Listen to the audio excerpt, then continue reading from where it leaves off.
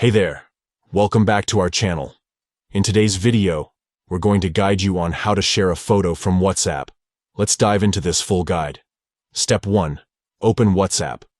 You can find the WhatsApp icon on your home screen or in your app drawer. Step 2. Go to the photo you want to share and select it. You can find the photo in your device's gallery or within a chat. Step 3. Tap the 3 dots at the top right of the page. This will open a menu with additional options. Step 4. Tap Share. Here you'll find the option to share the photo with your contacts. Step 5. Select where you want to share it. Choose the contact or group you want to send the photo to. By following these simple steps, you'll be able to share any photo from WhatsApp effortlessly.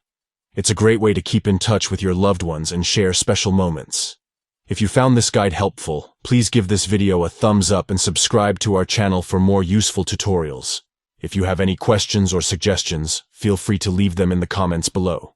Thanks for watching, and we'll see you in the next video.